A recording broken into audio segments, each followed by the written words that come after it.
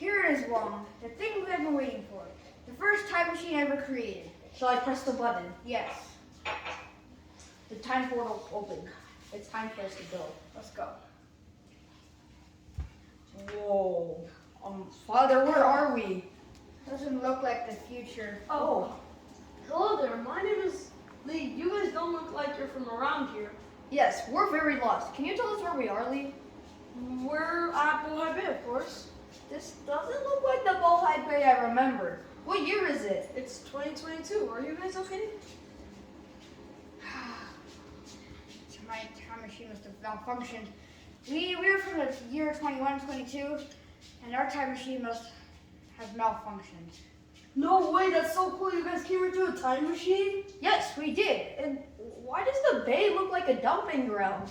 That's because the sewage from the industry is flowing into the ocean, and that's not all. Tons and tons of plastic is dumped all over various water bodies in the country. These problems haven't been solved yet? Where we come from, the waste is recycled and reused. It is truly a waste-free city. A waste-free city? I would love to see it. Can you take me with you? Sure, I don't see a problem with that. Let's go.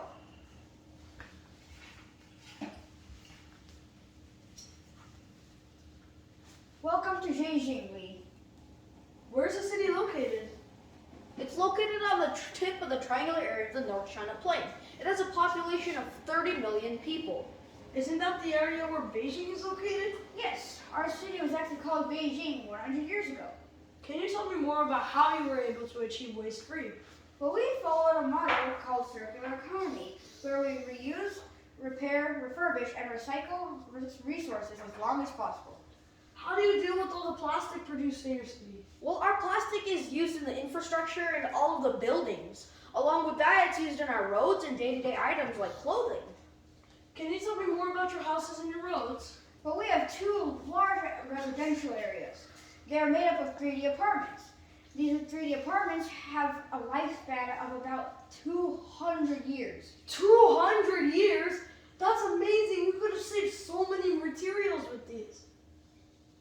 Along with that, our city provides our citizens with the freedom of mobility. What I mean by that is that people prefer to use public transportation, or they prefer to walk and bike rather than using their own personal transport. What this does is it lowers air pollution, and it also lowers the amount of traffic among our city. Can you tell me more about your public transportation methods? Well, we have two major modes of public transportation. We have an underground maglev train system which connects the downtown area where all our jobs are to the city. We also have hover buses which connect maglev stations to the corners of the city. Wow, maglev trains, hover buses, and hover cars? Looks like you guys don't have the problem of air pollution. True. Our city has multiple parks and green areas located all around. What these do is they're taking all the carbon CO2 emissions, lowering the amount of air pollution. Along with this, they also harvest rainwater, making them almost no floods in our city. Wow, with so little air pollution and barely any plastics produced, you guys don't have the problem of recycling, do you? Wrong. We still must deal with all the waste produced from residential areas, our schools, our hotels, our event center, and our factories. Wow, that sounds like a lot. How do you deal with all of these? Well, this is where our waste management plant comes into action. It has multiple levels, all dealing with different types of waste. One major source of waste is food waste. To solve this problem, the government provides all its citizens with composting machines.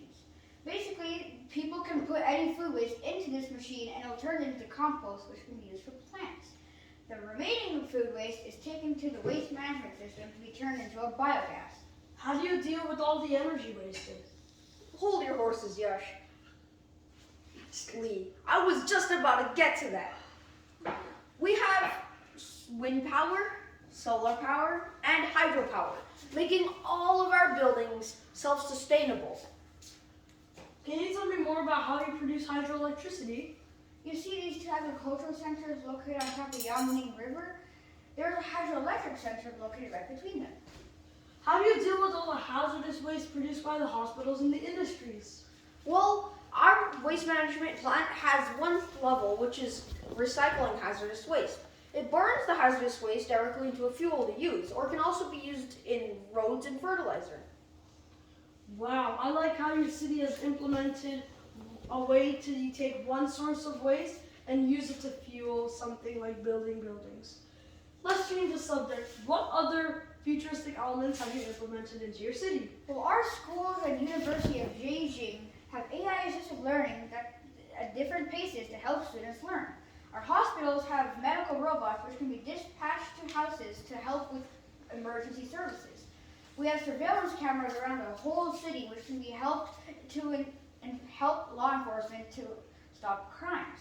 Our state-of-the-art arena has can hold 70,000 people and can host events from sports to concerts. Sounds like a lot of planning. Can you tell me a little bit about this process? Well, we mainly use the engineering design process, which helped us all the way. We first identified the main problem of waste in our environment. Then we found existing ideas to solve this problem, and then we elaborated upon them. We then created our own designs and then tested them. Then we iterated upon them again and again until we were satisfied. Our city took the problem of waste and kept the environment clean and in good condition at the same time. Thank you both for teaching me about your waste-free city. I think I can take it back to my own city and implement it. I think I should head back now. Farewell, Lee. Farewell, Lee. Nice meeting you guys. I'm closing the portal now. Lee made it back safely.